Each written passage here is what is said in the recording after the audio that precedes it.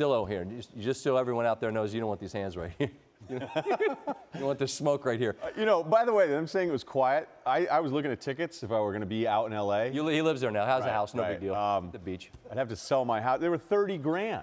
Really? Right? $30,000 for courtside seats. So then you got to have a friend that you like that much to spend 30 on, or a girl. And if it's early and you do that, then you're screwed because that's the level of her expectations. So I'm surprised Ravel didn't tweet that out, but that Ravel mention is worth like $3 million. Metrics. Yeah. You tweeted that you didn't mind the fight. No, I actually liked it. Here's why, okay? I think Harden's so incredibly frustrating to play against that Ingram's like, okay, look, he's awesome, his handle, his shot, but you guys let him travel, and it's always a foul on everybody else unless it's the playoffs.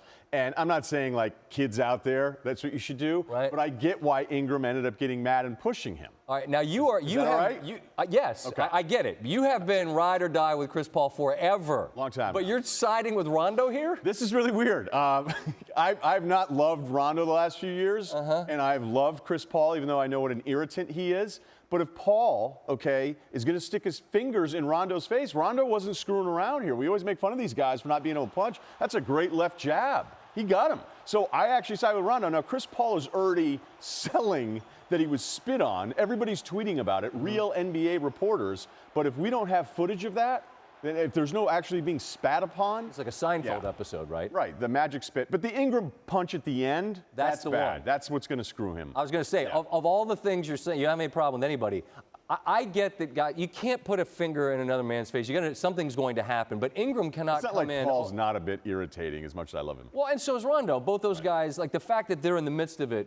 And then there's some oddities. Like, here's Stevenson, and then obviously because of the friendship between LeBron and Chris Paul. Well, the anti-LeBron mafia out there on Twitter is having a blast with the pictures of just LeBron with his arm around Chris Paul. But, that does happen where you're trying to calm the guy down. Of course. You're trying to de-escalate something that has gone from 0 to 100 like that. When I attacked Buccigross, and you were anchoring with him, you put your arm around me. So. Can't have that. Yeah, I can't have people coming at my guy. We're waiting to hear from LeBron. We'll get his thoughts on this. But I think Ingram's the guy that's going to be the one that gets the biggest fine because of what he did coming off the top rope there. We push back from that, if we could, for a moment. It's a two-game snapshot of what we've seen. What have you seen as it relates to what this Laker team is or isn't? Not entirely surprising. A lot of moving pieces here, trying to figure out. I actually really like what the Lakers have done because I've been paying attention to the groups that they've put around LeBron. You mean they've like tried, who they play him with? Yeah, like the starters, Rondo's been very locked in. I'm worried about national TV Rondo because the first two games have been national TV. But Lonzo, I thought, was aggressive and bounced back. They're trying the smaller lineup with Kuzma, but they played two entirely different four-man units at two different times tonight. So I like what the Lakers are doing.